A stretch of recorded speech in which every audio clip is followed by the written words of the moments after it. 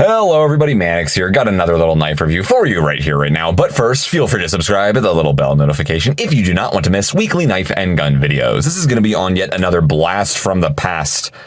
An old model Cold Steel Voyager. This one happens to be in the large size with the Tonto blade. There's a handful of different variations of this old model Voyager. I'm talking the pre-triad lock model that I believe came out in 2011. Anything before that I consider an old model. Old gen, OG, whatever you want to call it. Simple lockback, no triad lock on this guy. No steel liners in there as far as I know. There might be some running across the spine in there, but they're not flush mounted or anything like that. So very, very simple, very lightweight, satin finish. This one happens to be in the AUS 8A blade steel. Made in Japan. So this was made somewhere in the early 2000s. I'm not really sure. I believe somewhere around 2005. But I know in 2007, they upgraded to the VG1 stainless steel. And then from there, they moved on to the new models and went back down to the AUS 8A. But this is a pre-VG1 old model Voyager when they started using the metal pocket clips. Before this one, I don't remember the year offhand, they were using plastic pocket clips, polymer, that was attached to the handle, back when that was still a more common thing to do in the knife community. 4-inch blade, 5-inch handle, so we have just about a 9-inch overall length right here. Looking at an old PDF of their catalog from 2005, Cold Steel claims this is 3.7 ounces, 5 1/16 of an inch for the handle, so we have an overall length of 9 1/16 inches. Let's just check that weight. So what my scale is saying anyway. 3.71. Wow. Props to you for being just about correct, Cold Steel. I say it that way because most of the time when I check the weights on knives from all kinds of manufacturers, they're usually not even close to what my scale is saying, but regardless. Zytel handle scales on here, so FRN, GFN, whatever you want to call it. Later, Cold Steel started using material that they called Zy-X. I'm assuming it's the same thing, but maybe there's something slightly different about it. On the new model Voyagers, they use Griv-X, which I believe is like Zy-X or Zytel or FRN, whatever, but with even more glass content in it. Not really sure, but it's glass and plastic mixed together. Very strong, very light, very durable. You can do all kinds of weird, wacky patterns with it. Just like this, we have a kind of a diamond or triangular pattern. Very, very nice. Not quite as aggressive as the new Iron Cross pattern they have on the new model Voyagers that they've been making since 2011. Man, 2011. Well, I'm filming this early, mid 2024 right now. That was 13 years ago. Holy hell. Wow. Time's really flying by. Anyway, not as aggressive as that, but aggressive enough. I'd say medium, higher traction handle scale. I actually really like this. I wish they'd kind of bring this back on something else. But regardless, very simple, very clean. We got satin finish on this bad boy. Again, Tonto shape. They had this in the clip point as well as the Vaquero. Kind of a more squared off handle design on the Tonto. If you get the clip point or the Vaquero, I think they have a more rounded shape on the handle, but this one has a slightly different handle shape from the others. It's very slim compared to the new model Voyagers. I wouldn't call it super slim or anything, but it's slim enough. Very medium, if not medium, lighter duty tactical blade. Will not really use this for super hard work. It's just a lockback, which is stronger than a liner lock. And again, for the time, around 2005, very strong locking mechanism compared to the competition that was out there. These days, it doesn't even hold a candle to what else we have, especially considering the triad lock is out there. But again, strong enough, just enough blade play to fit a human hair in there perhaps, but you gotta really crank down on that. There's just a tiny bit of wiggle, but it's strong enough. Pin construction, there's no screws on these guys. No old model Voyager that I know of that was pre-2011 had any screws other than on the metal pocket clips that you can take off, but you can't swap them to any other side. So it's tip up right hand carry only, unfortunately. But hey, they were doing the tip up thing before it was cool, man. Jimping on the spine right here that is not aligned with the lockback. But it's better than not having it, I suppose. I mean, you can't really lock your thumb in there, but it's, again, it's less slick than that, I suppose, so whatever. Very, very versatile design. Light, gradual slopes and grooves we have right here, but no distinct finger choils or anything, so it'll pretty much float everybody's boat. No matter what grip you hold this in, you'll be just fine. It won't be terribly uncomfortable in any particular direction. You can scooch probably all the way down here if you wanted maximum reach.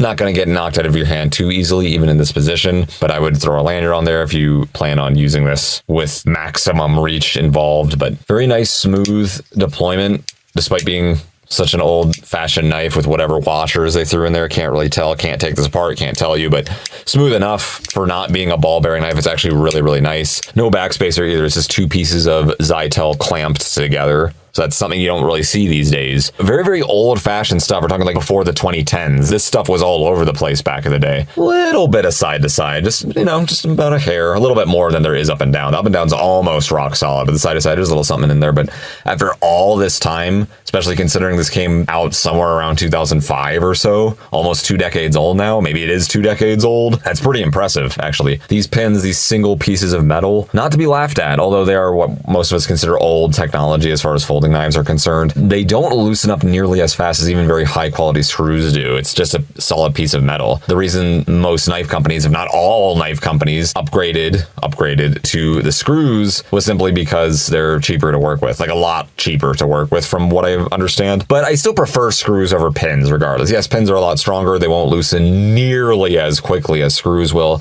but screws are adjustable. You can tighten them back and you can get them to that exact sweet spot you want. You can Loctite them if you don't want them to loosen up on you anyway. So I still see pins as a downside, even though overall they do have some advantages over the screws. Not being able to take your knife apart is a problem sometimes, and not being able to adjust the pivot can be a problem. Even though back in the day it worked for people all the time, nobody had any issues with the pins. Whatever, I still like them, but I still prefer screws overall. But hey, it's cool seeing it on these old knives anyway. It's still in very good condition, still has a very decent lockup. Decently comfortable, slim, it's extremely lightweight, less than 4 ounces for a 4-inch blade. You can't beat that. Strong enough, although it's not super durable. It doesn't like flex too much or anything. It's actually pretty impressive. So for its weight, for its overall size and what it's going for here, it's actually pretty strong and featherweight light to extremely lightweight tactical blade, I would say. Even today, yeah, I think it holds up. It could certainly work as a tactical blade. We got a really nice traction plan on here. It's really fast, even for when it was made, even despite the fact that it's a lockback, despite the fact that it doesn't have any ball bearings in there. I'm really, really impressed with the speed on this guy, impressed with the lockup overall, despite the fact that it's so old, despite the fact that it's pin construction, despite the fact that it's not even a triad, like it's still very impressive and holds up very well today. Carry's okay. These pocket clips are very, very coarse. You can see how this piece kind of cants downward. It's extra secure, but that means it's going to be a little bit tricky to pull out of your pocket depending on what kind of fabric you're rocking that day. And it could start tearing up your pocket a bit too. Like this relatively aggressive texture with such a tight, dinky little, pocket clip with very little clearance right there. It'll shred up your pockets depending on what kind you have. If they're not reinforced, if they're cheap, if they're thin. Forget about sweatpants. It's not going to be very pleasant extracting this guy out of the sweatpants. But that's going to be poking out. Not too bad, especially for back in the day. If this came out these days, everybody would want it to be loop over, but they could have gotten away with scooching this up just a little bit. But oh well, the pocket clip is nice and recessed within the handle. So even if those screws loosened slightly, you won't have it too many problems with this rocking or anything like that. Again, not swappable to the left side. That kind of sucks because everything else about it is completely ambidextrous.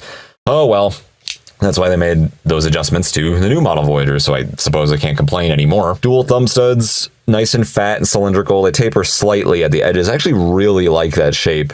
When they upgraded in 2007 to the VG1 steel, although I see the VG1 as an upgrade over the AUS 8A, they changed the thumb studs to a cone shape, which I thought were just objectively worse. And for a few years, even after that, almost a decade, a lot of knife companies were doing the cone thumb stud thing, the Sebenza, for example. And I think because of knife reviewers on YouTube, for so long, there were so many people complaining about those things. I haven't seen any cone-shaped thumb studs in years. So they kind of just went back to stuff more like this.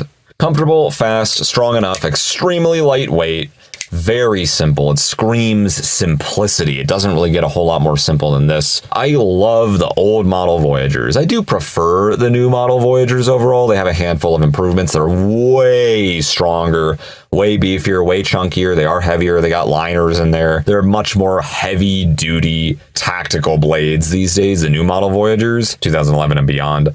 But these still have a very special place in my heart as being medium, lighter duty, lightweight, tactical blades.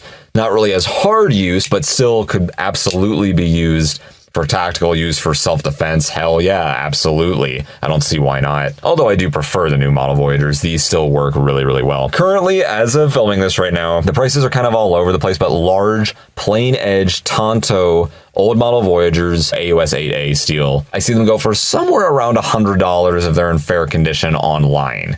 But that price is just going to keep going up. Law of entropy, law of scarcity. When something's discontinued, when it's no longer being made, more of these get lost, more of these get destroyed, more of these get damaged. They just get harder and harder to find, and that price is only going to go up and up and up. They're already about twice the price of a new in-box, new condition, new model large Tonto Plain Edge Voyager. So that tells you something. They're only going to go up. If you find one of these brand new in the box, you might pay $250, maybe even higher than that, depending on what they're asking for. It's kind of a gray market still, but yeah, around the $100, maybe even $125 range for a decent or good condition, large, plain edge Tonto AUS 8A old model Voyager. There's plenty of combo edge ones out there and serrated ones, but they don't sell for as much as the plain edges. The plain edges are a little bit trickier to find in my experience. So it's a little blast from the past from me to you. The old model AOS 8A large size Tonto Voyager from Cold Steel. Pre-2007, made somewhere in the 2000s. I want to say about 2005. So there you have it. Thank you so much for watching. Do you have any of these old model Voyagers? You got the Vaquero, the clip point, you got a different size. What do you think of them? Please let me know in the comments down below. Thank you so much for watching. Mannix out.